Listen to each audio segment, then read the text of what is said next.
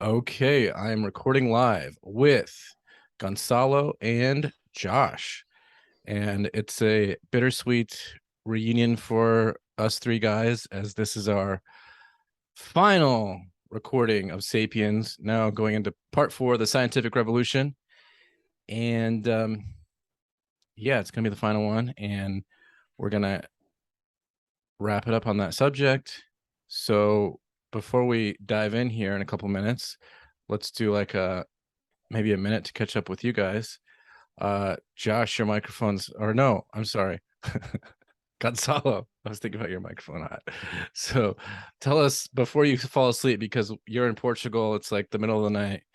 Yeah. And we want to hear some feedback before you zone out on us. So what's been going on with you? What's new? How are you doing?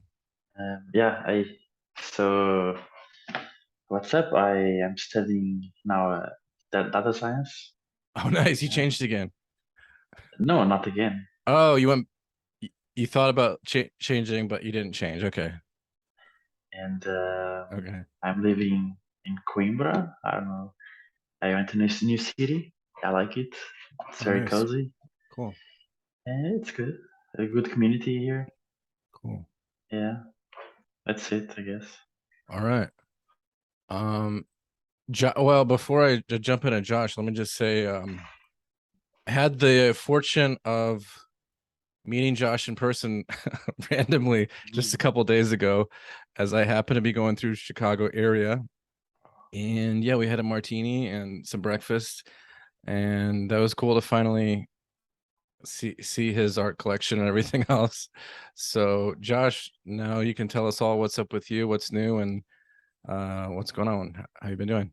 I would like to know your art critical view of my paintings at some point. Oh, okay, yeah, we'll get into that sometime. uh, let's see. I guess I'm still at Fermilab. I'm still working with MIT and Tel Aviv University as a postdoctoral fellow. I am hopefully closing the door on a particular analysis that I've been working on for the last, I guess, since mid-March. And that seems to have been going well, and we're getting some interesting results. So hopefully that will be starting down the road toward collaboration, review, and publication at some point. So that's kind of been what I've been doing. And then I'm getting on the job market. So nice. I am about to have my first round of job applications for either other postdocs or big boy jobs. So there will be a couple of faculty applications at some point. Wow, exciting. But you're gonna be in that same area until like after next summer, other than your trip again to Israel. Yeah, I go back to Israel for a month or so in March, and I'll be there actually starting up a new collaboration within a collaboration, I should say, the new kind of sub collaboration with a few scientists, and we'll have a little workshop. And then I'm here through July.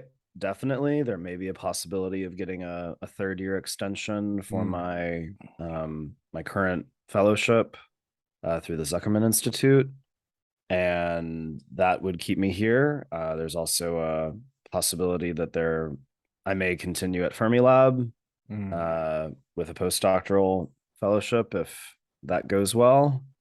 Otherwise, it'll be potentially elsewhere. But okay, yeah. Cool. Maybe we'll do an in-person podcast next year or something before you might disappear, and then we'll talk about art and movies and various which other is what things. we mainly talked about film, it seems. So yeah. Okay, so yeah, let's dive into it. Gonzalo, the one guy who I say kind of sounds like Yuval Noah Harari.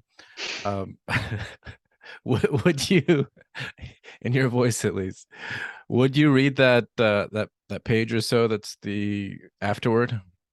I have it in Portuguese, so I Oh, can. you don't have it Yeah, ready in sorry. English. Okay. Josh, would you do us that favor this time? Yeah, I have it here, and I think I can't do a good Jewish accent, so I That's won't. okay. Just do it I like a guess regular sorry, American. Israeli accent. We Israeli have accent. we have other people to other Sure, recordings of Gonzalo. So yes, sure. please do us that honor. So the afterword is titled "The Animal That Became a God." 70,000 years ago, Homo sapiens was still an insignificant uh, animal. Sorry, my app just fluttered. An insignificant animal minding its own business in the corner of Africa. In the following millennia, it transformed itself into the master of the entire planet and the terror of the ecosystem. Today, it stands on the verge of becoming a god, poised to acquire not only eternal youth, but also the divine abilities of creation and destruction. Unfortunately, the Sapiens regime on Earth has so far produced little we can be proud of. We have mastered our surroundings, increased food production, built cities, established empires, and created far flung trade networks. But did we decrease the amount of suffering in the world? Time and again, massive increases in human power did not necessarily improve the well being of individual sapiens and usually caused immense misery to other animals. In the last few decades, we have at last made some real progress as far as the human condition is concerned, with the reduction of famine, plague, and war. Yet the situation of other animals is deteriorating more rapidly than ever before, and the improvement in the lot of humanity is too recent and fragile to be certain of. Moreover, despite the astonishing things that humans are capable of, we remain unsure of our goals and we seem to be as discontented as ever. We've advanced from canoes to galleys, to steamships to space shuttles, but nobody knows where we're going. We're more powerful than ever before, but have very little. That's weird. Sorry. I don't know what's up with my application. I read on my phone and my application is there we go. Okay, sorry. To galleys, to steamships, to space shuttles. But nobody knows where we're going. We're more powerful than ever before, but have very little idea what to do with all that power. Worse still, humans seem to be more irresponsible than ever. Self-made gods with only the laws of physics to keep us company, we are accountable to no one. We are consequently wreaking havoc on our fellow animals and on the surrounding ecosystem, seeking little more than our own comfort and amusement, yet never finding satisfaction. Is there anything more dangerous than dissatisfied and irresponsible gods who don't know what they want? Yeah, we talked about that a little bit before we started recording, and I was saying, or I think we're all kind of saying, it sounds a little grim. I don't know if you'd say cynical or pessimistic. My like kind of immediate thought to that is kind of like the sometimes when I hear a grim take like that, I think of the little meme that says my favorite conspiracy is that everything's going to be okay, but maybe I'm a little too optimistic. Uh, so let me get your guys' thoughts again on your take on that, and then kind of like the overall take, and then we can dive into some more specifics after that. Do you have anything, Josh? Go ahead, Josh. Okay.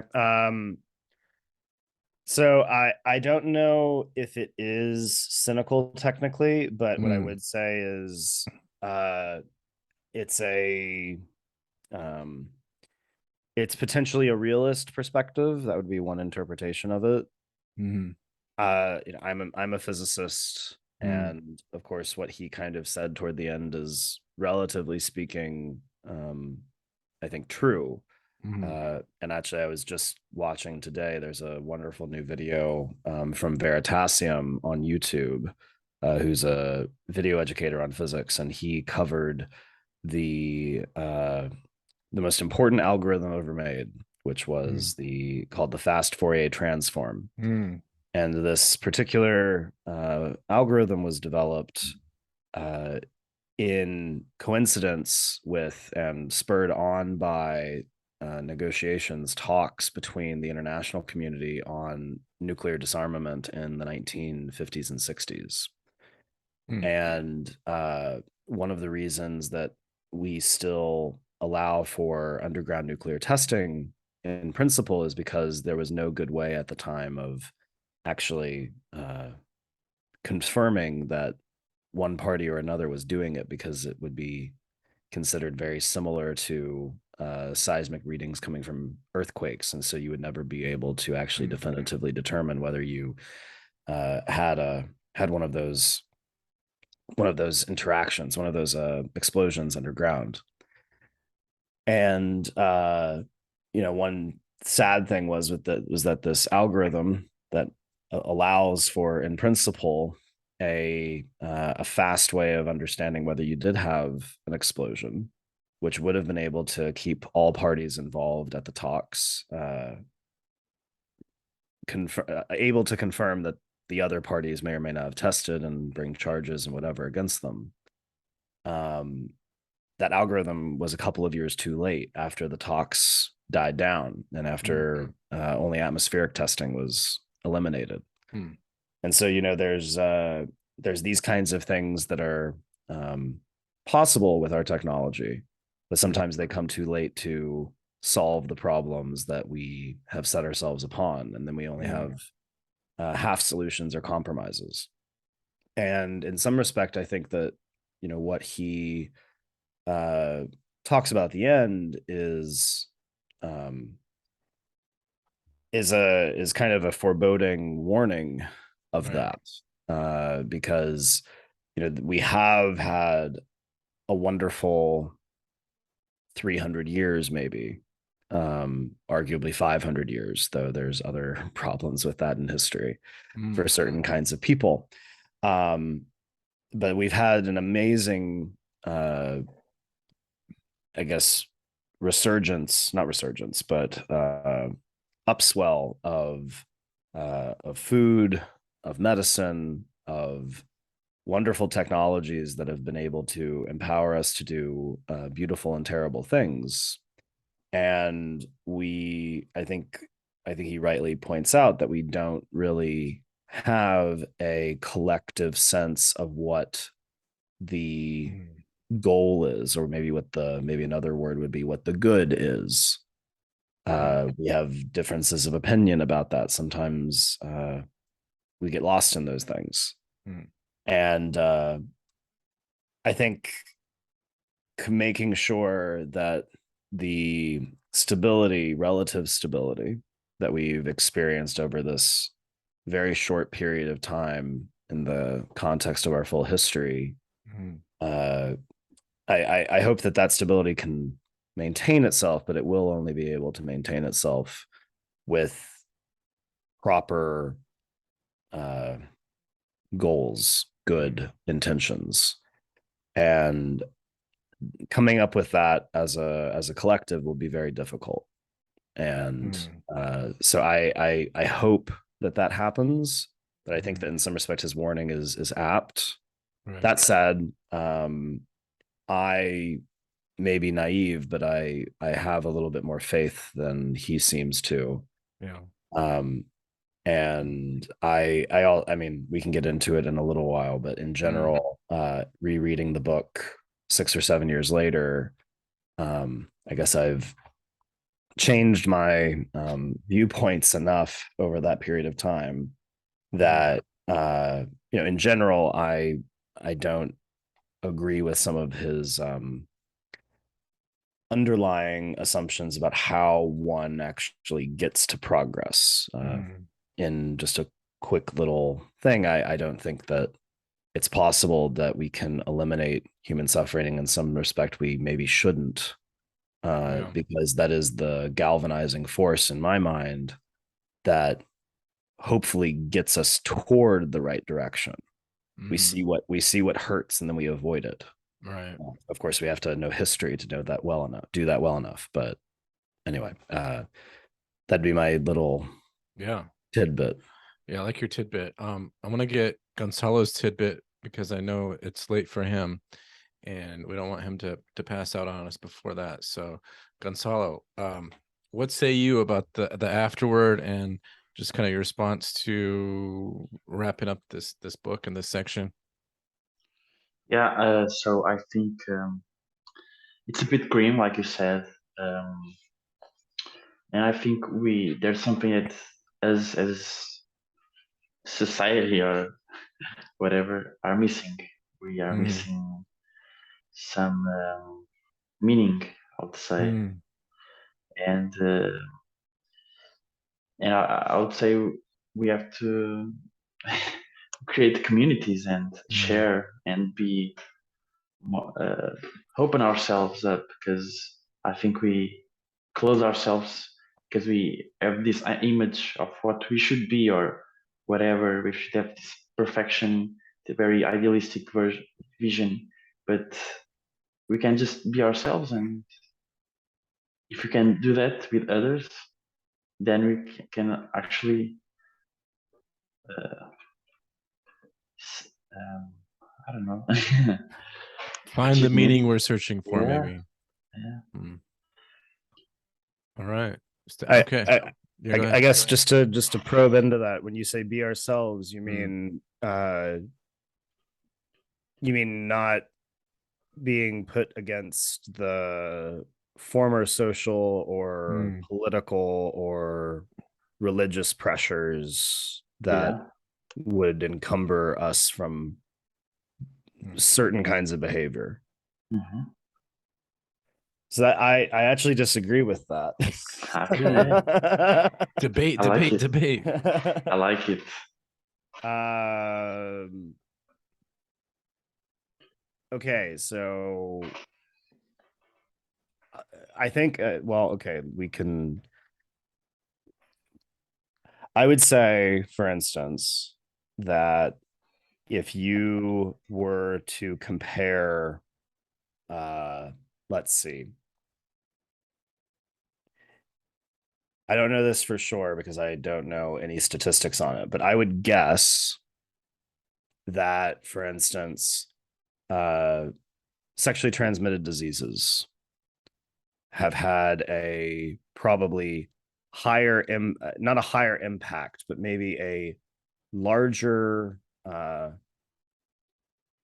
let me say it this way. There have never been so many sexually transmitted disease cases per capita in history, would be my guess.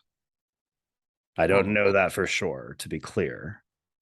But what I'm saying is that as far as uh, you know, social pressures to maintain monogamy, to maintain uh, some forms of, uh, shall we say, chivalry or chastity, Mm, are falling by the wayside given the current cultural and moral standards we are upholding. Uh, and in some respect, many of those should fall in comparison to, 17th or 18th century uh, standpoints on that, and probably 19th century as well, of course.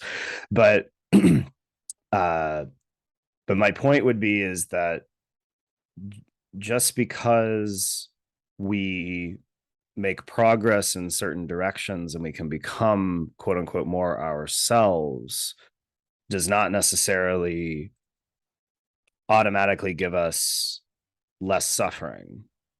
Sometimes we can box ourselves mm, into a corner with our decisions and we have to deal with the consequences. And so I would caution anyone who can become more themselves to look critically at what the potential um, consequences would be of those, behaviors if they actually did go through with them unencumbered. And I think we're still figuring the law of those out now that the old social orders have fallen. And I'm not saying that necessarily those social orders should have been maintained, but what I am saying is that there are cultural norms that have been held up for a long period of time that did lead to comparatively likely less suffering, or at least less maybe short-term suffering, while at the same time, of course, we have drugs for STIs and everything now, and they're not as consequential as they once were. You would die of syphilis and potentially chlamydia and cholera long ago, but we have drugs that take care of these things mainly now. And of course, the quintessential version of this is HIV, which is in no way really a death sentence anymore because of our technology. And isn't even, if you have a patient and they get on those drugs early enough, there's basically an increase in life expectancy, and there's effectively zero chance of transmission via bodily fluids of any kind. So you could make an argument that we don't need the moral part of it because we have the technology now and we can do what we want. But I don't know if that's as meaning making as you would prefer, perhaps. So let me sort of moderate this debate now. And just that what I think Gonzalo is saying, and correct me if I'm wrong, is something along the lines of Harari's point that he pushes sort of passive aggressively, which is his idea of liberalism or liberal humanism, which is kind of like follow your heart kind of thing.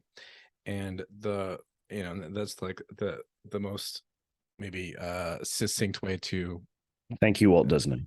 Yeah, well, it's what Harari says a few times, because he says like in economics it's the customer is always right, in government or politics it's that the voter knows what's best, and in business, and he gives a few examples, but in terms of values, since we're trying to like figure out what to do now that what we traditionally mean by religion and maybe even spirituality, they aren't as they once were. And so we're trying to find that, as now, as Harari put it a few times in the book, now the predominant ideology is liberalism or liberal humanism, along with, as he talked about more in this section, imperialism, that we're sort of dealing with the aftermath now, as well as capitalism.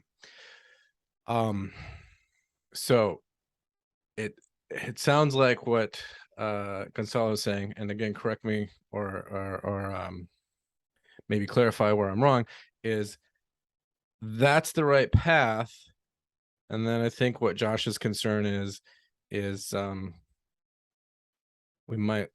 that path can be a little bit dangerous of just following your heart. We may not be doomed, but it has its inherent dangers. But what do you say, Gonzalo? So I always try to think of things in a bit more dualistic way. So I think there are like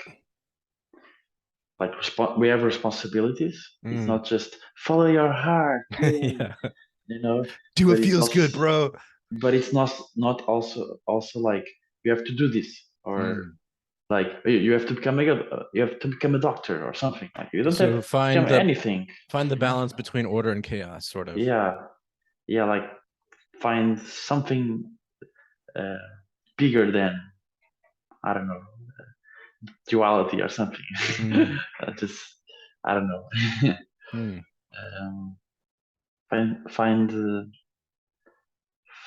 Find your own answer, right? Because it's different for everyone.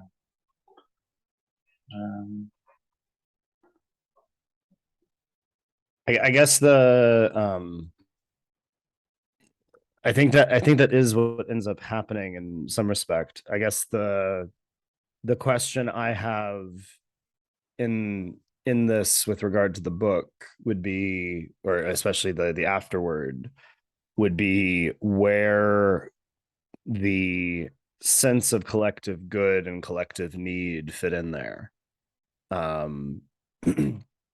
Obviously, we in the modern capitalist society that we happen to find ourselves in have a bunch of a ton of freedom to do as we please, make most of the businesses that we would want to make, with certain regulations and so on and so forth.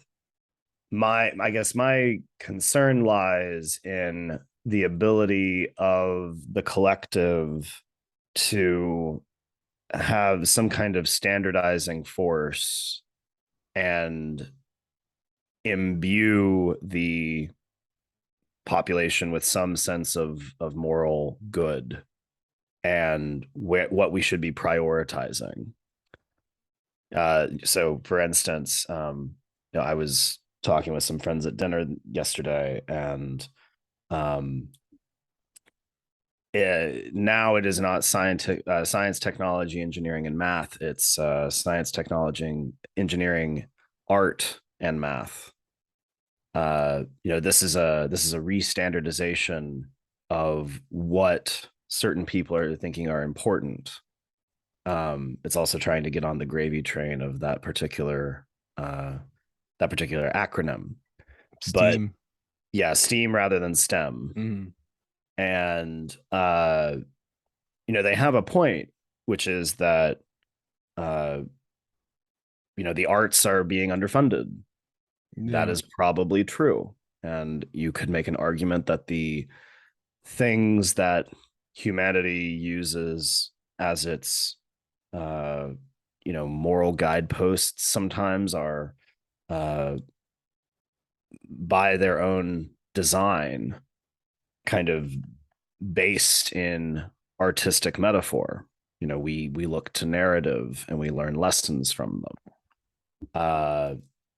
We look at paintings and we're flabbergasted by their beauty and what their metaphors mean. We look at film and we take, again, lessons of courage and heroism and activism from them.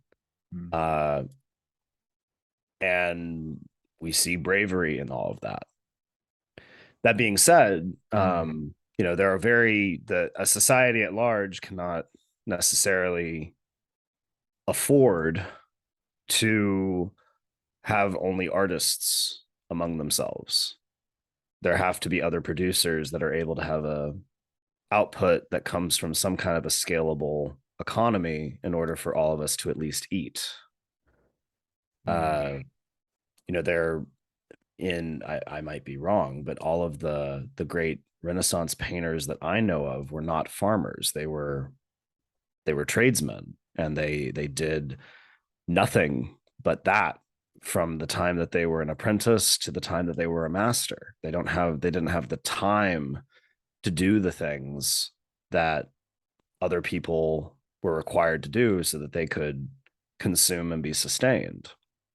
I think the same thing happens in some respect with respect to STEM versus STEAM, right? There's a possibility in STEM to lead to productions that are scalable in their economies that will hopefully allow for, if priorities are collectively thought about, will hopefully allow for the sustenance of a few great artists that can inspire the rest of us. But we can't all be those artists in some respects. So when you're talking about following your heart and the individual making those choices, I think the problem is in some respect that you have to do that within a context of what is going to feed you, and then what does the society need. And maybe you can go different places and you can find different societies, different social circles where those needs are not met, and then you can fill them with whatever it is that you happen to be selling. But I guess my point is that there are examples of this. I mean, this is a small one, where there is a collective mood and it's shifting as to what is being prioritized. And we, as both producers and consumers, have to shift with it in some respect, or we have to, actively work against it. And it's not clear to me that that is actually at the individual level is always true, that you're going to be able to do whatever you want. We have more ability to do that than ever before, of course, but well, let me sort of give my, I guess, response to this final thing, and it might kind of tie together what you guys are getting at, and then we'll see from there, which is that my response is sort of the idea of responsibility. And the reason I think that ties into sort of like the initial question of responding to the afterword and the whole book and this section 4, the scientific revolution, and what you guys are on now about like, what if we follow our heart, and what if we do STEAM rather than STEM, and all these things. To be clear, that's a throwaway comparison. Yeah, but I think it's appropriate because that debate, I think, is an important one, because many would say that we were kind of losing our humanity, you might say, which is sort of a point that Harari makes to some degree in some of these chapters. So we're losing our humanity, in that many of us were getting over specialized. Sometimes I think Jordan Peterson talks about Nietzsche's example. I don't remember exactly how it was worded, but just that, like, there was this person in sort of his artistic view of Zarathustra's sermon or whatever, where he talked about a guy that was just a giant ear, and I think there was somebody else that was just a giant something or other. But the idea is that sometimes we're overly specialized, and by getting overly specialized in whether it's engineering or math or any other number of things, if we don't have to become artists, but if we lose the art and the humanities, some might even say we can become a little bit pathological rather than human, which again is part of what Harari was getting at in a lot of this chapter, and what he's trying to get at in making a case for humanism or liberalism, or liberal humanism, as you might put it. So that's why my idea here is the idea of responsibility.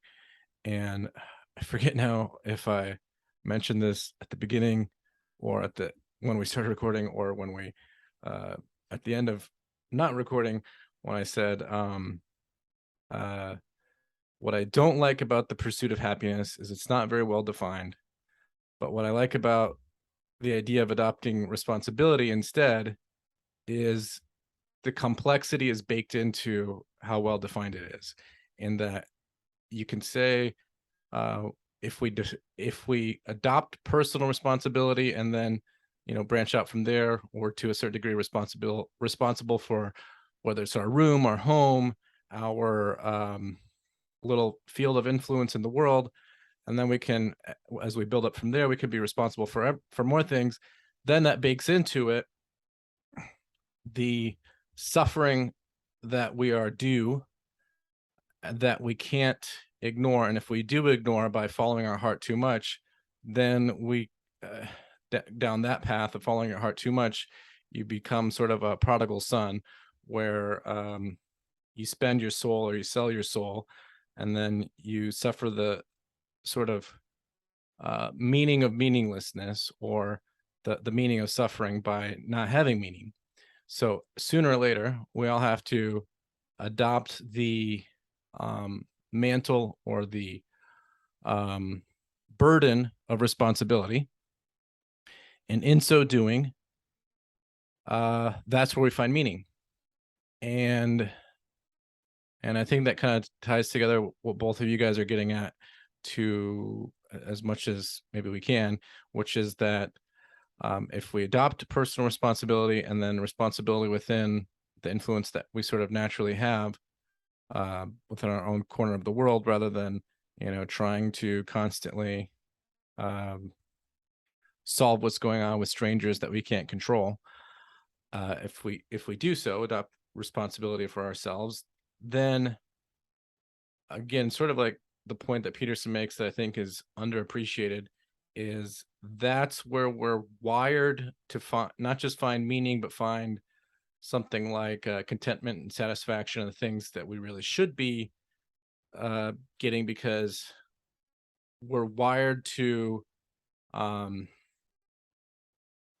pursue goals and get feedback, positive and negative, as that we go towards those goals. And then as we find suffering, whether it's for whatever reason that we might be suffering, it has meaning rather than suffering for meaninglessness sake. It has meaning in that there's a reason to be suffering. The reason that we're suffering is then we know we're not going properly towards our goal. And again, I think this kind of is to get at what Harari was getting at, maybe more implicitly than explicitly, is that if we get at the responsibility to the degree that we can ourselves, and then to the degree that we can sort of change in the culture, then there's hope.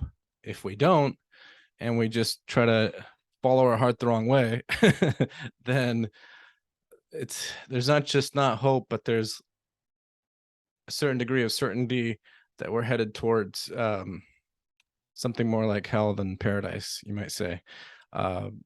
So that's sort of my take on it. But what do you say, Gonzalo? You're Yeah, I would say that we live with such abundance, as materialistic abundance, at least in the West. Yeah. That we have kind of lost ourselves, in the sense that there is no clarity of what we want. We are with so much entertainment and like TikToks and whatever's. We have lost like clarity of what we want, or there's like no, I don't know what the best way, like a good father figure, let's say, to keep us in check, or like if you do this, something bad is going to happen. But in real life, like, we can do all sort of shit, and nothing bad happens. So what does that teach us? That I don't know if I'm losing you, but no, I'm with you. Yeah, I think we need stronger leaders. We need communities. We need meaning.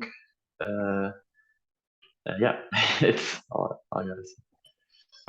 Okay, one area of this section to try to get into the heart of this section 4 here, or part 4, whatever it's called, that I really liked. I couldn't tell to what degree he was for it, because a lot of his arguments, he'll present these different arguments even though he doesn't agree with all of them.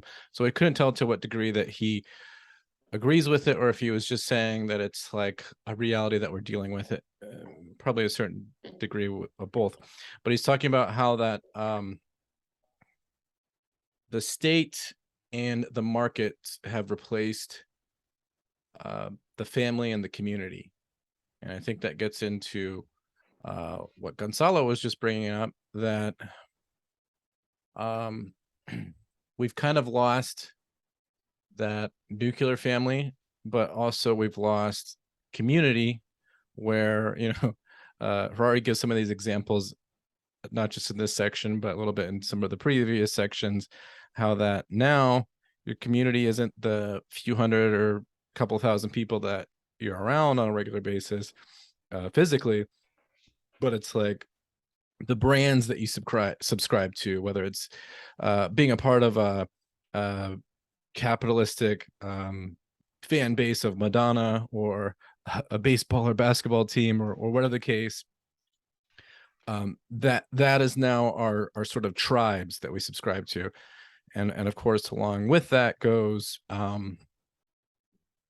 political tribes and political ideologies, especially since we're losing, like, most people have no real experience or true understanding of what's meant by traditional religion. All that they know is maybe their parents or grandparents were that way, and they didn't like it because it kind of told them to not follow their heart so much, or something like that. But this is something I was talking to Josh a little bit about the other night, was that we've lost that ability to, we're no longer self-regulating. It's I don't know, it's weird because we're not regulating by, because we're kind of like, we're just in this abyss of we don't know what authority is anymore. We don't have a family authority, we don't have a cultural authority, and then when we replace that with the state and the market, as Harari put it, this was the point I was saying the other day, is that we're in denial that that's now our religion and our family.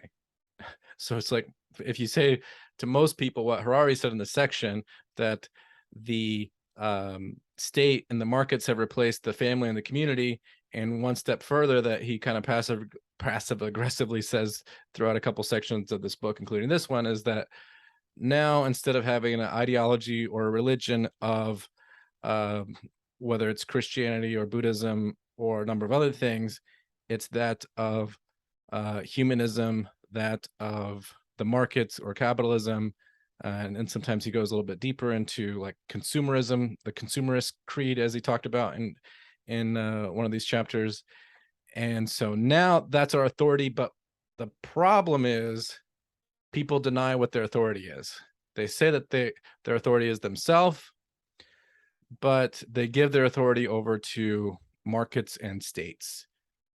Maybe not everybody, but that's kind of the position of what I would say, and probably Harari would say, is the vast majority position is they deny where they give and get their authority from, which is the market, politics, and brands, those kind of like sub ideologies within the greater ideologies of the religious creed, being of politics and markets and governments. And so now we're in that case, but we're in denial. You know, the advantage to what is traditionally meant by religion is at least it's honest about it. You know, they're like, this is our ideology, and this is what we are adhering to and submitting to, and for better or worse, preaching. Whereas what most people are now doing is they're in a sort of trance or hypnosis, where, or just like denial, almost like they were, you know, leading up to some of the revolutions of the 20th century, where they're in denial that there's any problem with fascism or communism, or, I mean, you know, no one's really innocent of that. We allied with Russia to end World War II, etc. So anyway, all that's to say that we're in this problem as a culture of being in denial of what the cultural authority is. But what do you guys think?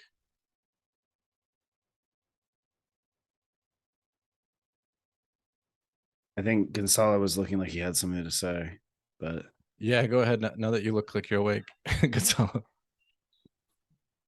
I forgot. Oh, Sorry. you lost it. Okay, so come back when you remember. so I think in some respect, maybe the through line between all three of these points that we're making is, if you want to take the responsibility angle as a viewpoint, the fear in some respect is that we will become responsible to ourselves or only our, you could say, essentials, the people who are maybe directly around us, directly dependent on us. And in some respect, that's the nuclear family, but it can be that those essentials could be in a political context, to borrow from Bruno de Mesquita, who's a political scientist at Stanford. Or it can be, if I'm basically not including myself within some kind of social construct, then I'm not really responsible to anyone but myself. This is Thoreau, this is Walden Pond. I think that what we do want is to have a sense of identity and connection to the people around us. And we want to maintain some semblance of social norms or moral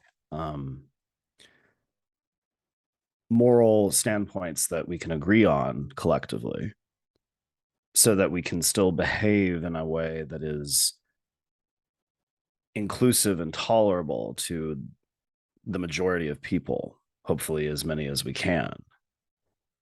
And I guess the problem in some respect with modernism and with capitalism in general is that we've started to use mechanisms that from the point of view of production aren't a problem, but from the point of view of collective identity and moral standpoints among our essentials are kind of problematic, because we've branded ourselves away, as you were saying. We've externalized all of our responsibility for the production of our goods, our food, etc. And now we have, instead, virtual communities, TikTok among them, where we have potentially nothing in common with certain people other than that we find them entertaining. And, that isn't the kind of deep connection, intimate connection that we have, I think, historically required to create meaning and wholeness in our lives. We need actual community where we're, having conversations like this and arguments like this, etc., that draw us together. And we've, virtualized part of that. And then we virtualized our relationships with our consumption and externalized those through consumer economies. So that's led to massive increases in wealth and standards of living and so on and so forth that have been great, but they have had this consequence that Harari talks about in some respect. So yeah, I mean, there are these gaping holes in our human experience that lead to religious brand awareness and following that you're talking about, Isaac. And we find that what we need sometimes is just to connect with a few people, even virtually, and all we need to talk about are those things. We don't need to talk about all the other aspects of our lives, because we can come and go as we please from these individual specific communities, and we get all that we want, and then we can leave.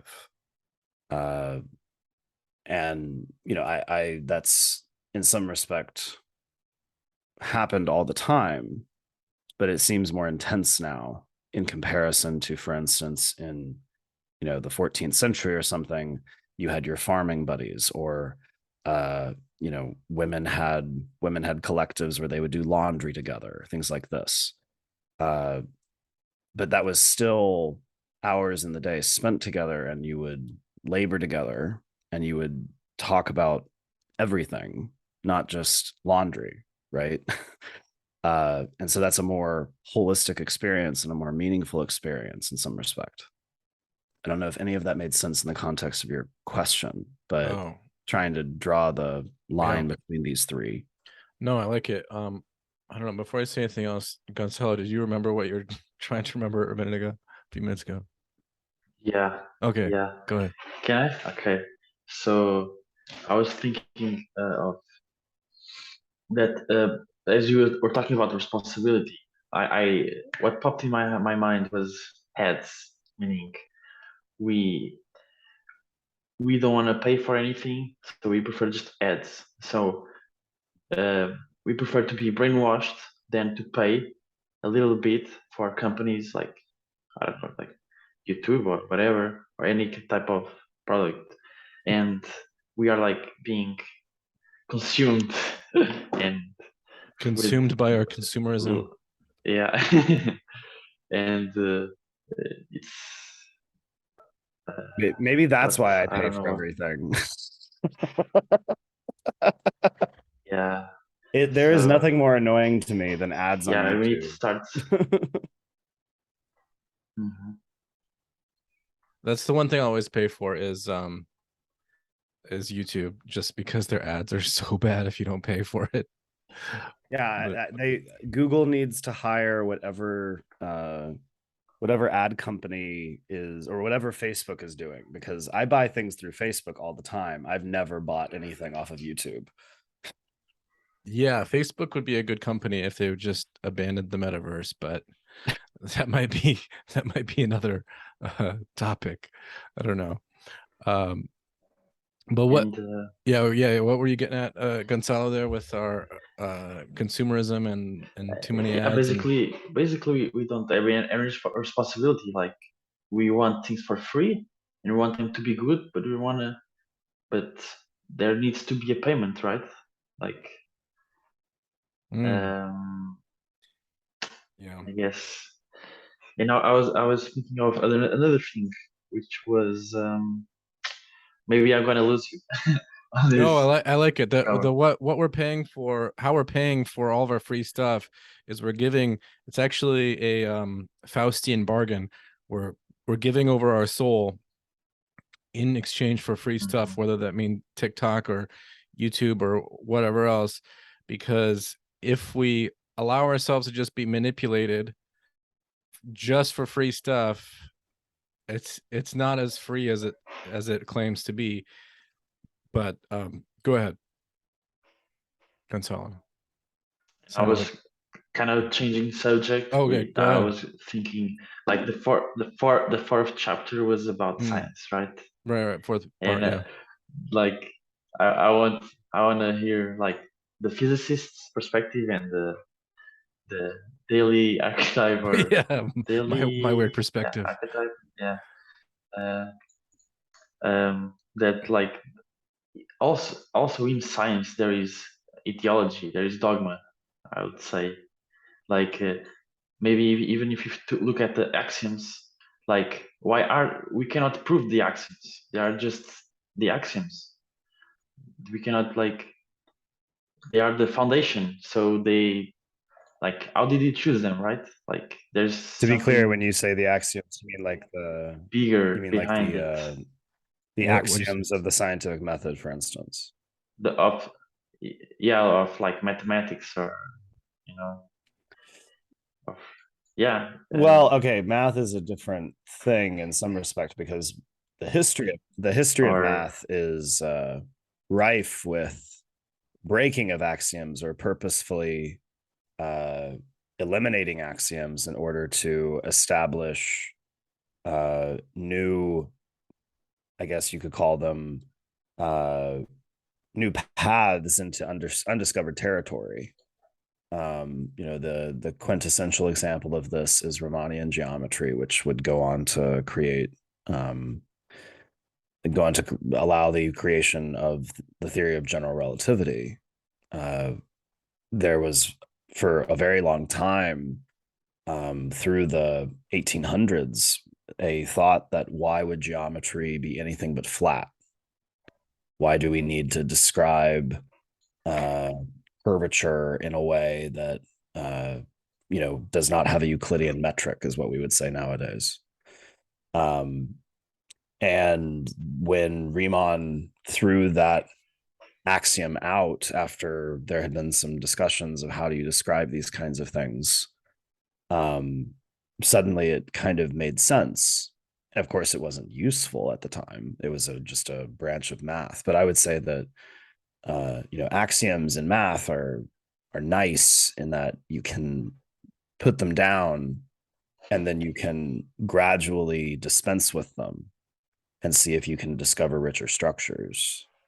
When it comes to the axioms of science, what I would say is that if they are theological in their kind of meta characteristics, what I would say is that they're highly effective. And we know that empirically, right? Because so you're saying theological values applied to science makes science more no. So clarify that. I'm saying, so Harari and Gonzalo identify certain scientific holdings as being theological in nature. And then I didn't say anything about the combination of theology in a spiritual sense and science. Okay. So, right. Okay. And you can claim that axioms in general are theological in their meta characteristics and that they do not require proof. So if you have an axiom, you have established that that is the case. It requires no further explanation. These are the choices under which I will perform the proofs that in math will help me describe whatever system it is that I'm trying to figure out. In science, you can make an argument that, the idea of hypothesis and testing and so on and so forth are those axioms of the scientific method are theological in nature, at least in their meta characteristics. So what I mean by that is, for instance, that we aren't actually guaranteed that the outcome of the scientific method is actually the case. What we know is that the outcome is the best thing that we can do in the explanation of something. Okay, so it's the current best thing that we can say about what it is that's happening, because we haven't been able to eliminate our hypothesis. Science in this way is a negative discipline, a philosophically negative discipline. It's the same thing with statistics. But the point being that, the law of gravitation, for instance, from Newton, is still considered a law. It's still considered a very good approximation of the actual truth. And we still teach it in school. We know it's wrong, but it works in a vast majority of cases. And it wasn't able to be eliminated as a hypothesis until we got better data on, for instance, the orbit of Mercury. And then that wasn't able to be explained until we had Riemannian geometry. And then 50 or 70 years later, I can't remember what it was, we had finally the general theory of relativity, which was able to supersede Newton, and Einstein stood upon the shoulders of giants. In that respect, Newton is wrong, and Einstein claimed that he needed the forgiveness of Newton because he has killed this beautiful theory by creating still yet an even more beautiful one in some respect, but a far more complex one. But even then, we are not guaranteed that the theory, the hypothesis of general relativity is the full story. And in some respect, we know it's not, because it doesn't mesh with, as we understand it, it doesn't mesh with quantum mechanics. So, it's the best we can do, but that doesn't mean it is the way it is, because we don't have access to that. So what I would say is that if the scientific method has axioms in it, the thing that we can guarantee is that through an iterative process, we can get to better and better approximations of a true thing. We can get better approximate explanations of what actually is happening in nature. Did that answer your query? Well, yeah, let me let me read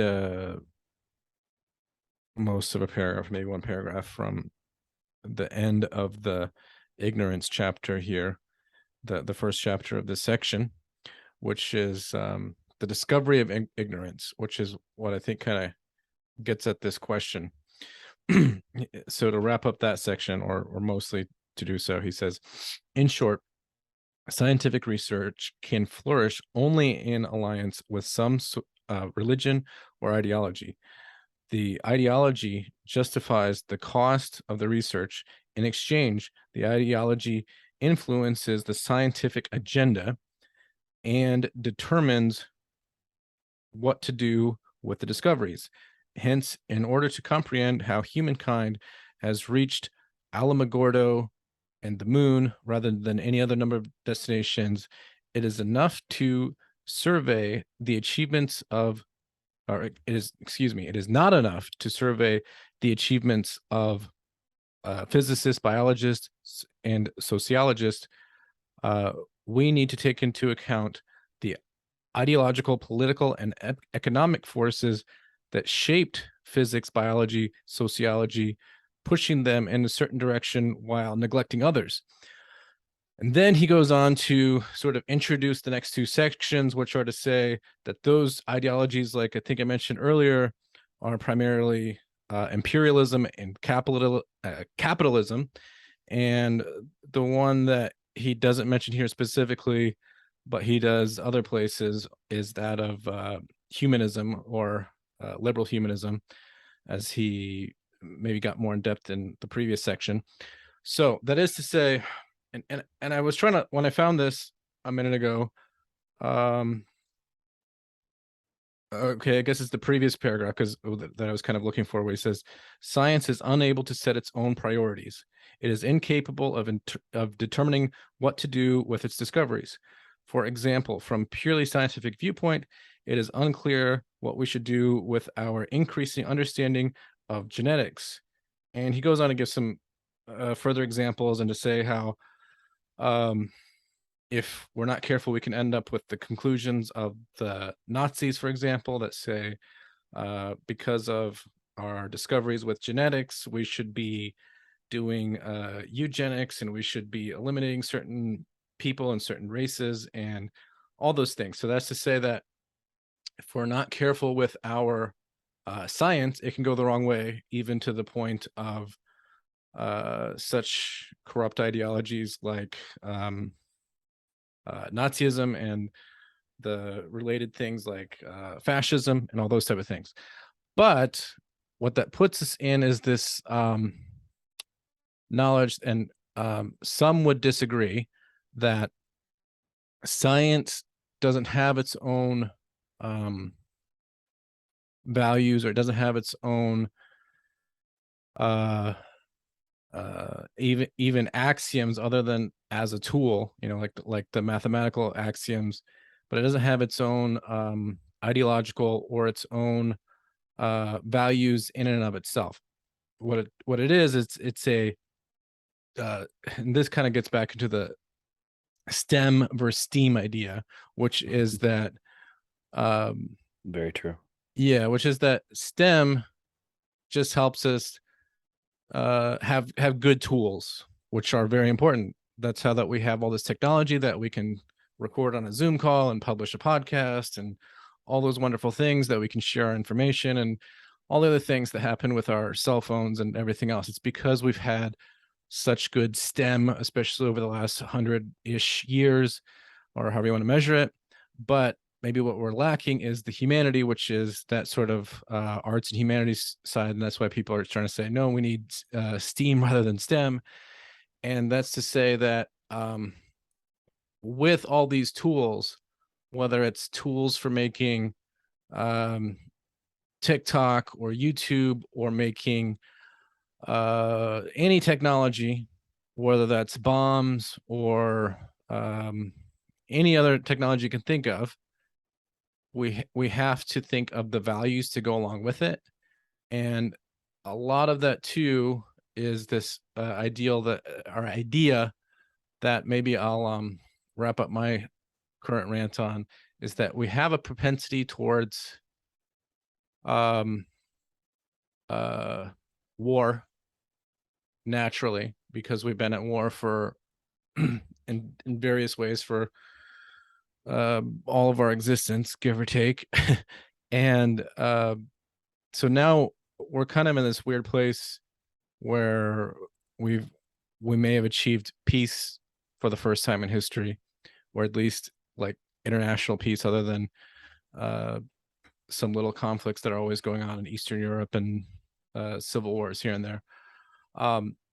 Although that is kind of an interesting point that we're at in this point of history, rather than a few years ago when the book was published, is that a lot of people are worried about possible World War III, possible nuclear war for the first time, very legitimately, at least in decades and maybe since the end of the Cold War. So all that is to say that we have this propensity toward conflict and war and all these things. And because of that, and because of our sort of denial of what our authority is, so for some people it might be their authority is humanism and they don't define that very well, or it might be socialism or any other ism, whether it's capitalism, consumerism, anything else, however much that they're conscious of it or in denial of it. They might have all these things that they put as their authority, and then they go to war over it, and then they use that to justify any number of actions. All that is to say that science and STEM is a set of tools, and the axioms within that set of tools is a method for discovery, and a method towards gaining and perfecting knowledge. But it doesn't, some might argue otherwise, but it doesn't have any and this is kind of getting into like sort of the what's his name, Sam Harris argument that we can derive our values from facts, which Peterson, some others, including myself, would disagree. You can't get an ought from an is. And so that's to say that science gives us a better understanding of the world, but like I was reading a couple minutes ago, ideologies, for better or worse, tell us what to do with that information. And so that's why our responsibility now is to try to make the better decisions of what to do with all this stuff, all this information, all this technology, all this power, godlike power, as he puts it there in the afterword. But what do you guys think? I mean, I think everything he said is right in that. I don't see a logical fallacy with it. As far as Harris's thing, I don't understand it. I mean,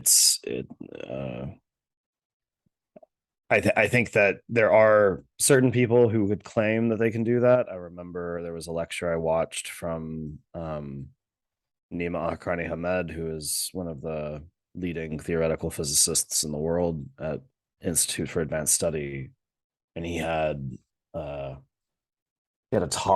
public talk at one point about getting morality from physics, and I tried to look at it and couldn't understand it. Yeah, I mean the thing that we have to interface with, and maybe this was what you were trying to get at with my previous potentially linguistically incapable way of describing what axioms are relative to science. And I think there are at least ideological things that have to be partitioned out and then inculcated within science, or within at least the people who know how to talk about science, let alone do science, because those are going to be the things that, again, kind of galvanize our collective toward action.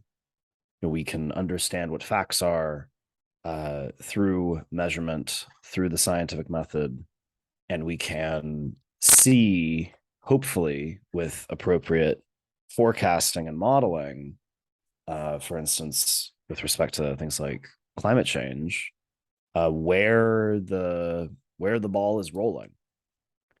And that you can make arguments with respect to climate change about how models are wrong, and how we can't actually simulate things that well, things like this, because we don't have the technical proficiency yet to do so. But there are averaged quantities that don't have to be, you can do the simulation on the back of an envelope almost, and you can say with quite good certainty that we understand how average temperatures are going to rise given inputs that are pretty much universally agreed upon. And there's a great video from Sabine Hossenfelder describing that, if anyone is interested, on YouTube. But point being, I think, yeah, you need to have a semblance of some kind of morality that overlays on your scientific knowledge in order to act within the world properly, and hopefully to, again, inspire, galvanize the collective toward that mutual action. And that is very difficult to describe how you do that. Again, that's a kind of callback to religion. Religion was really good at this. And in some respect, ideology in the modern context is both good and bad at doing this, because usually you're losing 50% of people because of some kind of differing worldview or something, and then you can't seemingly agree even upon the facts, because there are lenses at play between these two extremes that can exist, or multiple extremes. So yeah, I don't know how you solve that, and I think that's in some respect why the afterword is a warning, is because we have to figure out and get our shit together if we are going to survive this in a way that is inclusive and mutually respectful of all kinds of different people, of different backgrounds, and of different skill sets. And you don't want the repeat of eugenics, either in this country or in Germany or elsewhere. You don't want a repeat, I would think, of nuclear war, Hiroshima and Nagasaki. You don't probably want a repeat uh, of Hurricane Katrina or some of the larger scale disasters that may have had some kind of implicit human intervention in them due to our pollution of the planet, etc. So yeah, there's a lot of things that we have to get better on, and how to motivate people to do that in a serious way without being disingenuous is hard. Well, before I say anything else, and we'll probably start to wrap up here in a few minutes, but Gonzalo, I know you're it's the middle of the night there, still where you're at in Portugal, but you asked us a deep question that we tried to respond to. So how do you respond to our response?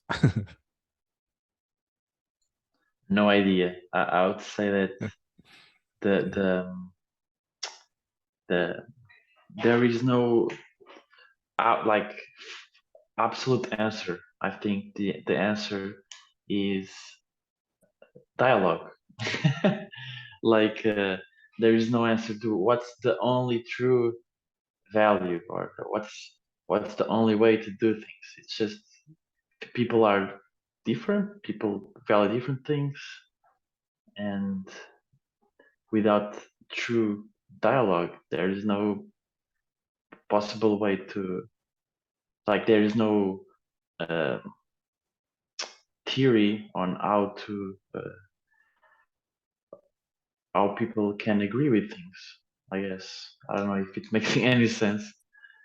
uh, I guess my only pushback on that would be, um, did were there any Nazis that were willing to dialogue with Jews? no, but that's the thing, that it needs to be Yeah, I think both Gonzalo is sides saying to need. avoid that and go towards dialoguing, because that was the one of the main problems of that led to that. So you're saying it's a necessary initial condition. Yeah, of So course. I'm going to throw a monkey wrench in here and say that we're beyond initial conditions at this point. Okay, yeah, because like we We're cannot. too far gone. There's it's then it's chaos. Then it's war. It's misery. Well, okay. Real quick, there's a couple things that we're getting into. One is the podcast that we actually recorded a year and a half ago or more, before we got into this whole series, which I haven't actually published on the podcast, but it's on the YouTube, which is us three, when Josh had a different haircut. We did one on secularism. Before, but that was yeah. There hasn't been a haircut since. So. Okay.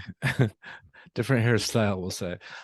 And so but we were getting at the idea of secularism as something we can kind of like all work with.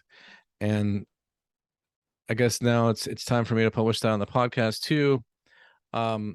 So there has to be some sort of a, and this is maybe something that we're kind of getting at, but not too explicitly, more implicitly, is that if we come to some kind of an agreed upon, whether we want to call it secularism, and the reason that I thought that chapter was important, which is a chapter out of his next book, I think, which is 21 Lessons for the 21st Century. He was saying, making the case that secularism is not, it's a-religious, not anti-religious, meaning that, it's okay to, if a person, even in a secular society, and believes in secularism and agrees with other secularists, it's okay that they are whatever kind of theists, whether they are Muslim, Jews, Christians, or Eastern religion, or whatever the case is. So that, something like that may be what we're working towards as far as something like a universal value, whether we're doing that completely coherently and consciously. I don't know. But the other point that I was kind of getting at is, as far as like being beyond those initial conditions, I think that why that it's important, though, what Gonzalo's trying to get at is maybe our foundations are under attack, whether you want to call that a misunderstanding of secularism, misunderstanding of our ideological foundations, our value foundations. But the reason is because another topic I want to get into that we don't have much time to today, but maybe in one of the future podcasts or something, is, we don't really often get into the real complexity of why freedom of speech is important, which is, I think, kind of what Gonzalo was getting at, because it's not just important as far as like the way that it's kind of sometimes understood, but at the same time misunderstood, is that legally, at least in America, I don't know about Portugal and some other countries, but in America, it's that what most people think of when they think of freedom of speech is the law, which is that the law protects the citizens from the government hindering our speech. But we're getting into a weird place now where there's bigger entities than any government that are doing that, whether that is the companies like Facebook and formerly Twitter. That's another reason why that this is a issue now, that Twitter was taken over by a big time freedom of speech advocate, Elon Musk. Anyway, what all this is getting at is that freedom of speech is important on the individual level. We have to be able to say, I have a freedom of thought, whether you want to call that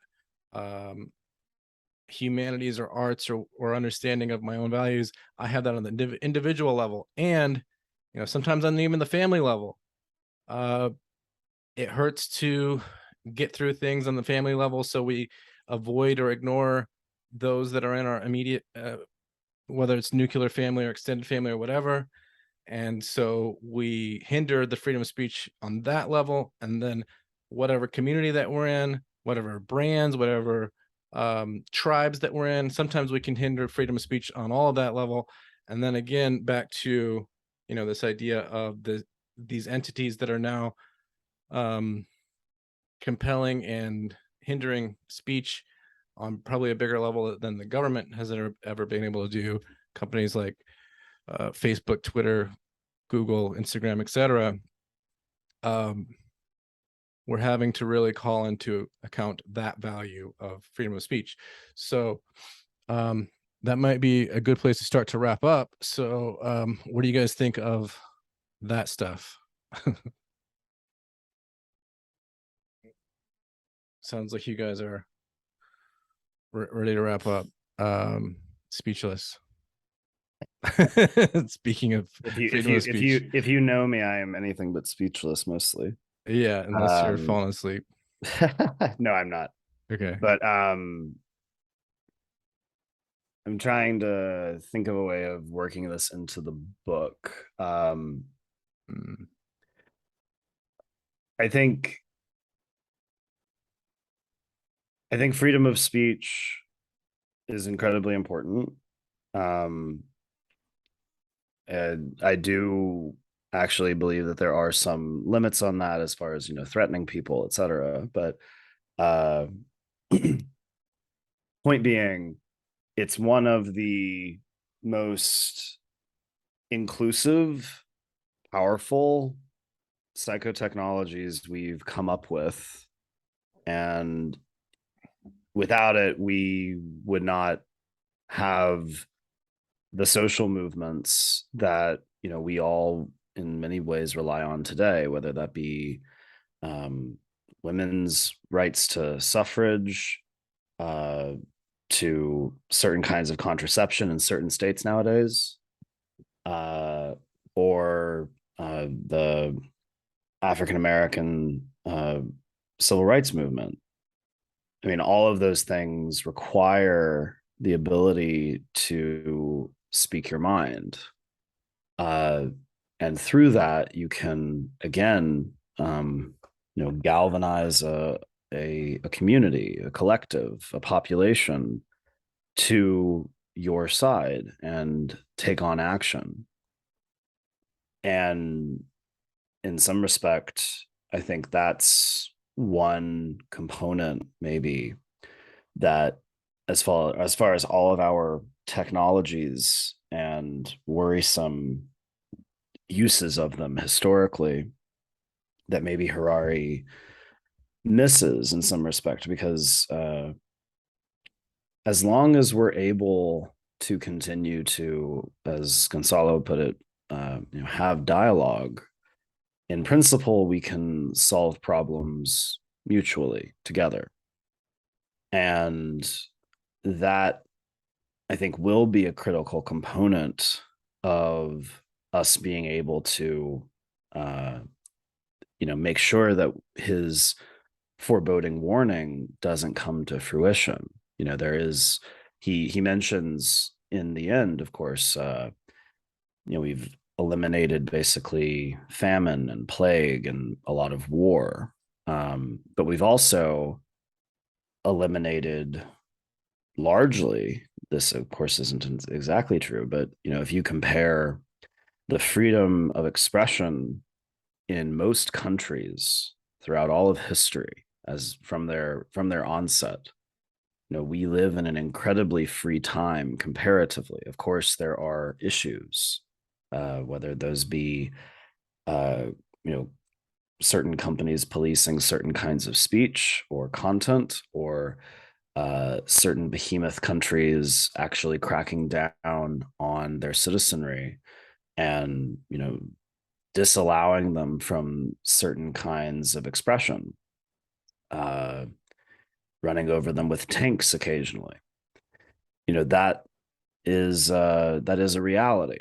But I think if you compare that to speaking your mind in front of the king that once was, and having the possibility of being beheaded unless you were the jester, we've come a long way. And I think that in some respect, the maintenance of that psychotechnology, of that right, should be a top priority for Homo sapiens as a species, in order to help avoid these potential problems without going too much into the details of how they could destroy us. Yeah. So, right. I think why this comes up, even though it was less explicit in the book, is because freedom of expression and speech isn't just that. It is freedom of thought. And so if we can think together, we can come to the right direction together. But if we suppress or cancel or constantly threaten each other in different ways, then we may be going in the wrong direction. And I mean, I guess the sort of caveat to that Josh mentioned is, sometimes there's danger with that. I forget exactly what it's called, something like the clear and present danger clause that was added to sort of like amended to the First Amendment.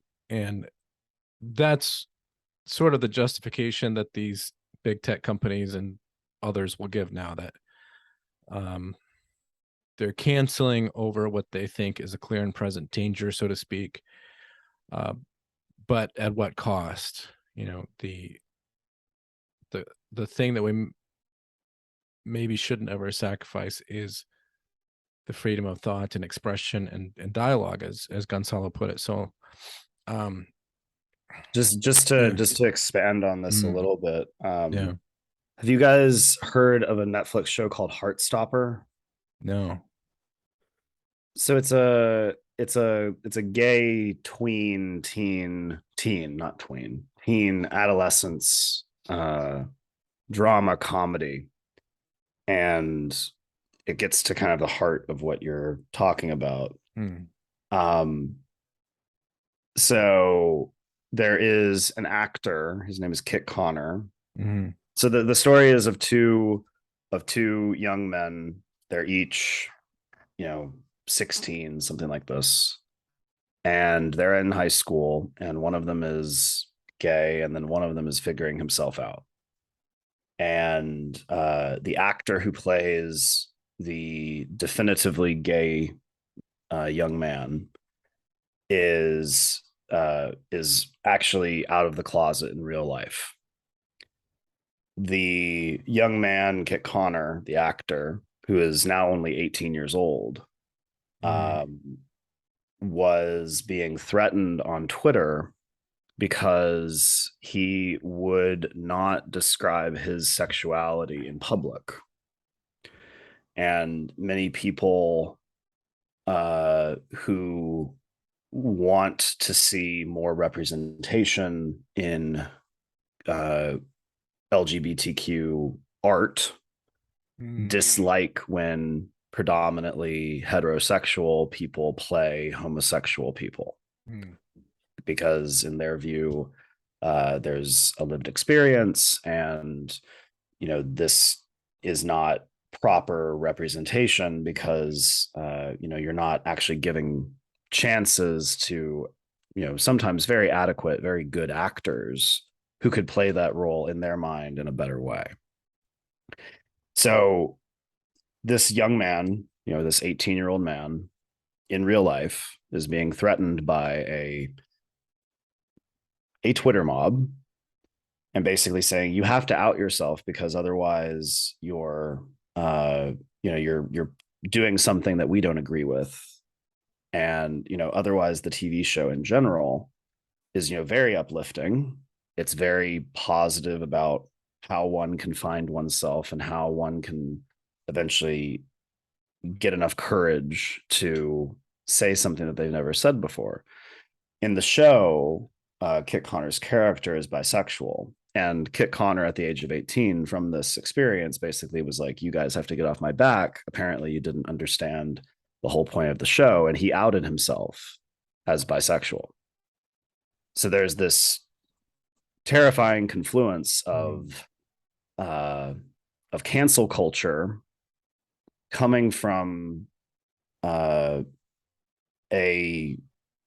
predominantly left-leaning inclusive viewpoint, which has done something terrible that ended in a young man having to say that, okay, get off my back, please, I'll out myself.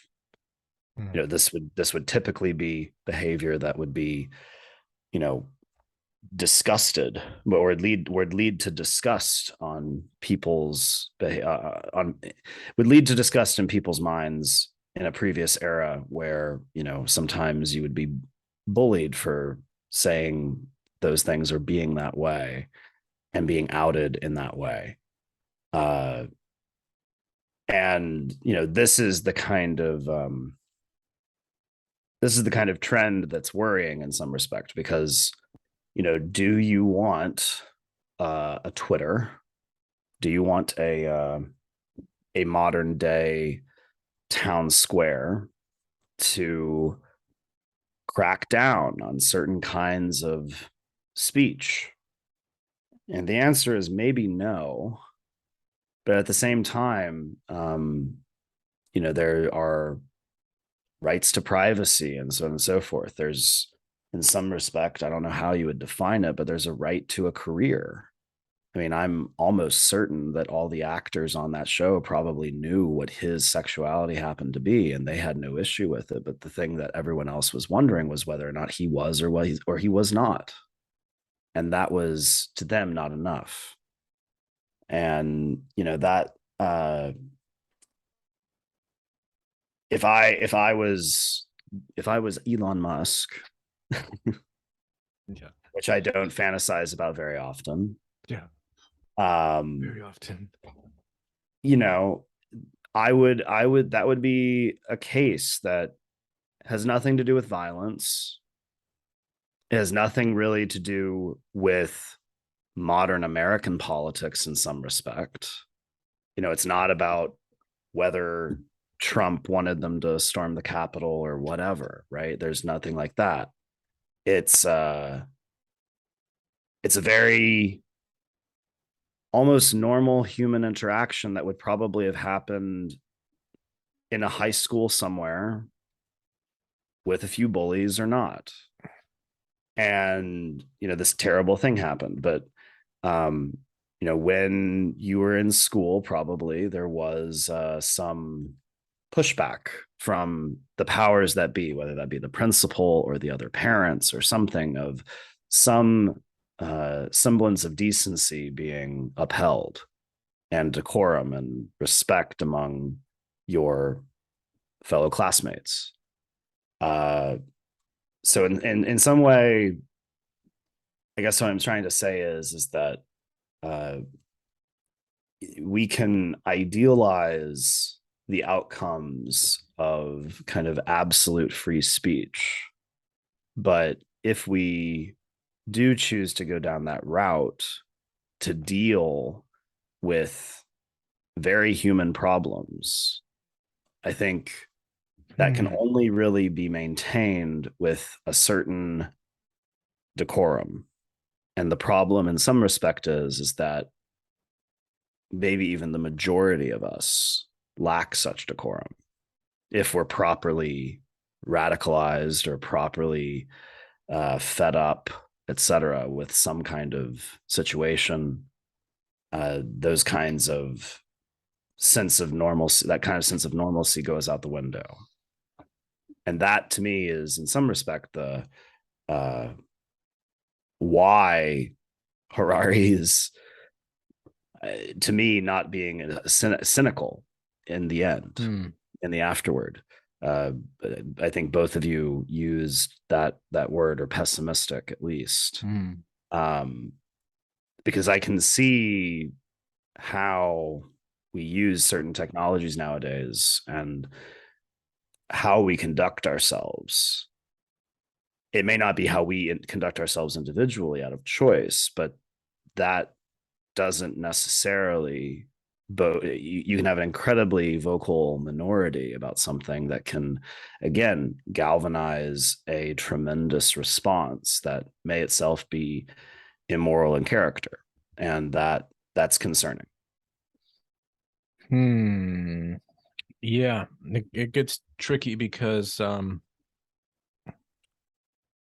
I hate to use a Spider-Man reference, but with great power comes great responsibility.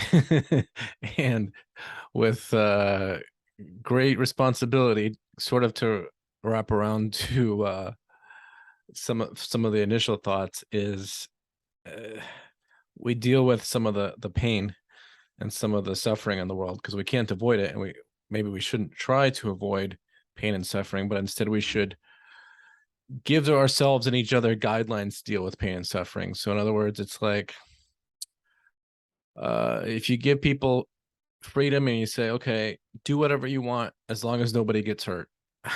Sticks and stones may break each other's bones, so don't do that, but you can use words because they're not going to hurt each other, right? Maybe not. Maybe some people will get hurt a little too much, and it's hard to find that balance. I would say the example I gave is an example of whether or not it be sticks and stones, other things are breaking. Yeah, and then that's why the career example is a good one too, whether it's that specific instance or others that have happened with cancel culture these last few years, especially. Well, that was in some respect the threat to him, was that he, if the mob if it had somehow been found out that he was heterosexual in real life, this is again an 18-year-old boy, I think 17 or something at the time of filming, and and that his whole career would probably be over. And you know, it's a very weird and that isn't to say that I disagree with certain people who may need to go in certain ways from other situations.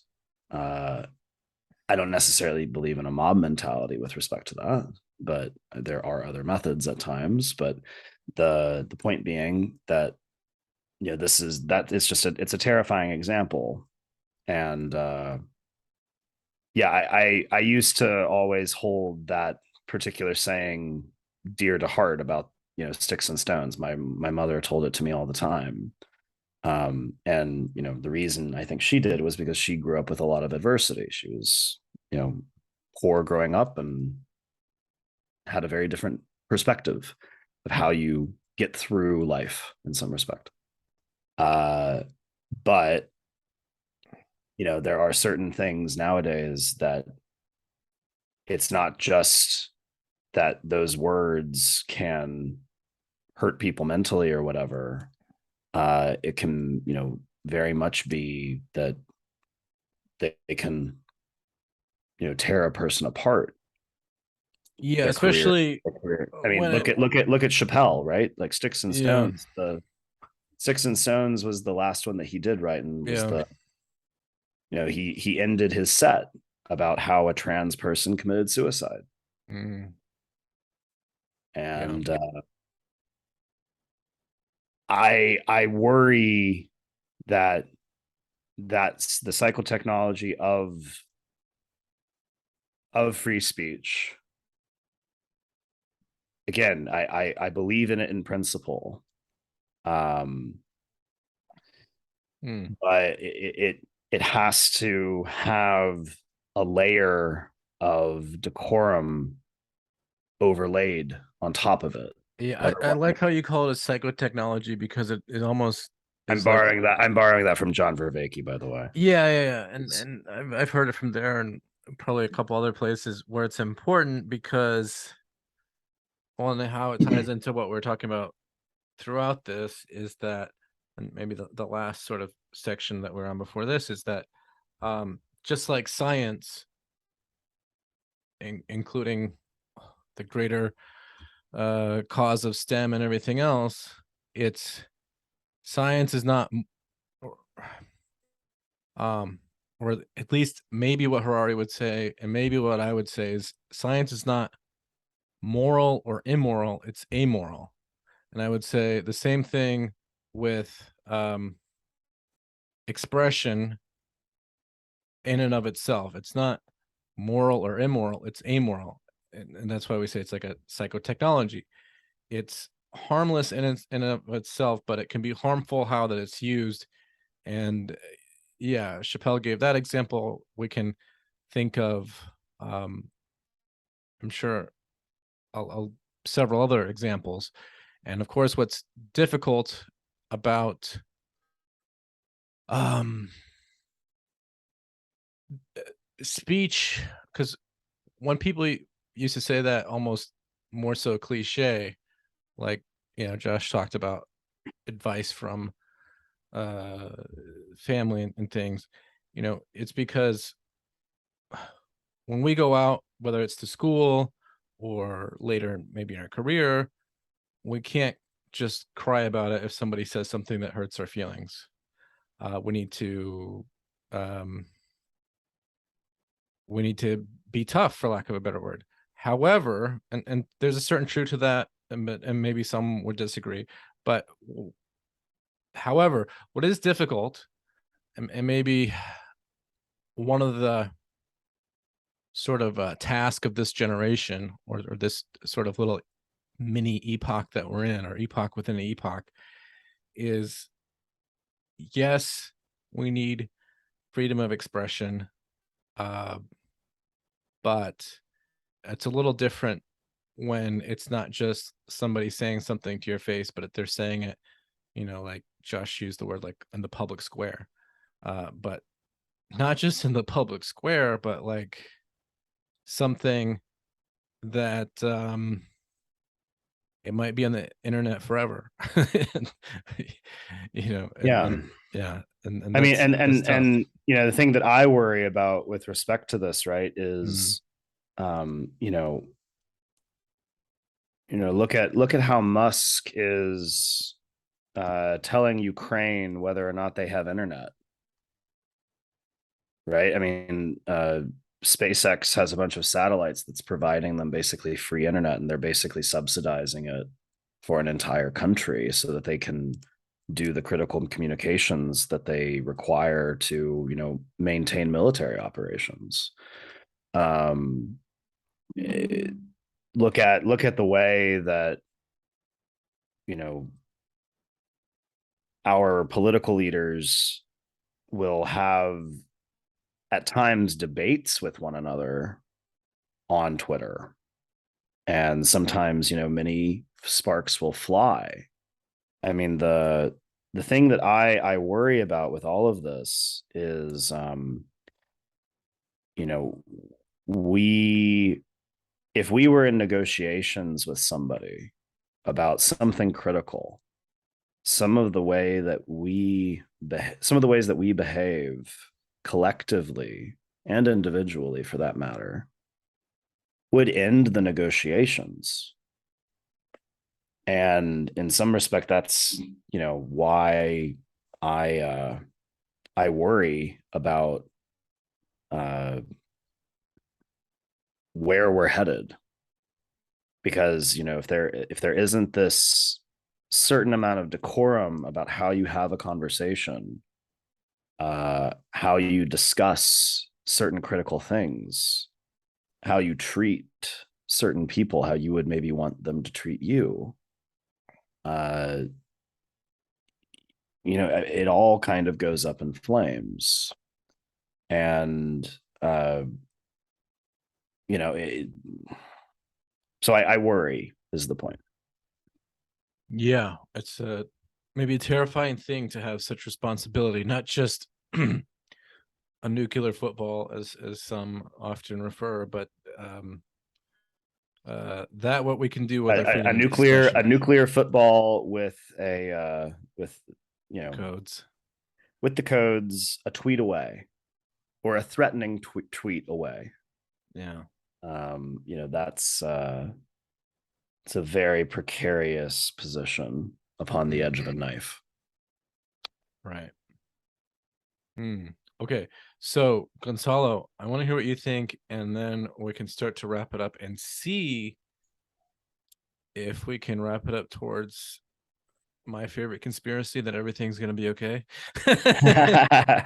Or if I'm overly optimistic, and yeah, we might have to be more realistic. So, Gonzalo, what do you think? Because I know, again, you're falling asleep over there. And yeah, I was thinking that things will never be the same. Like I heard Joe Rogan talk about, like, he used to be a kid and you would, with no internet, he could do whatever he wanted. A few years later, no one would remember. Now you are, when connected to the internet, what you do there will always stay there, and this sense of self will completely change because you cannot separate yourself from the internet, right? And there are dangers there. Where am I going at? I don't know. But yeah, we have to watch out for that. Yeah, and I think sometimes it's important to realize this book that we're talking about, where it was compared to where it is, or such, where we are, which is, he was writing that book up to and including 2014, which a couple of interesting things about then compared to now. One, it was the time when we were still obsessed with happiness. By now, I think we're trying to get over that obsession and figure out what to do with meaning and responsibility. But also, we were just barely starting to get into this age of internet addiction and this position like Gonzalo was just talking about, where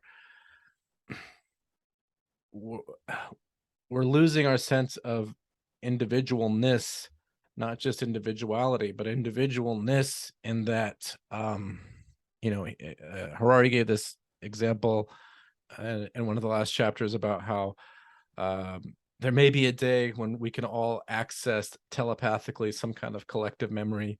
He was kind of referencing I don't know if Elon Musk bought Neuralink at that point yet, but those kind of things were going on. And he's like, then are we still human? Because we're no longer we would kind of lose our sense of individual self, because all of those who would be connected to it would be more of a part of a collective self.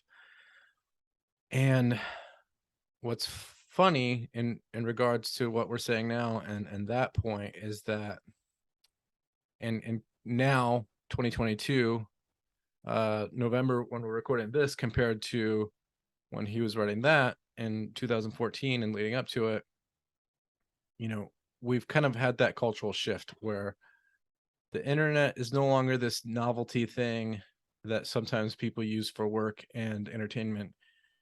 It has made us into a Borg-like entity more than maybe we ever had been. So is Elon Musk the queen now? That's terrifying. The Queen Borg. Oh God. Maybe he's Picard in that metaphor. Then he might be the Locutus. I'm not sure. It's Remember, Picard did not destroy the Borg. Right. He became that was Catherine Jane. That was Catherine Janeway who destroyed the Borg. Well, anyway, sorry. Yeah. No, there's a Rick and Morty episode on that too. I forget his girlfriend's name. That was like a Borg-like identity, and she had a boyfriend that was also a Borg-like entity. But the idea is that however consciously or unconsciously, we're becoming a part of a collective and losing our sense of individualness, and we have to work to maintain it. And we have to deal with the values that are thrust upon us, however consciously or unconsciously, and at the same time maintain our own, because that's the only way we can deal with things like the great power that comes with having a Twitter account, whether we pay $8 for it or not. That's another topic. Anyway, yeah.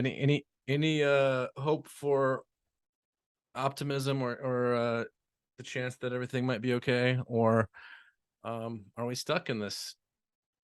And maybe we should, maybe that's my bad, and we need to be more realistic. What do you guys think? Josh, any closing thoughts? Dr. Josh? Yeah, I mean, I think that in general I am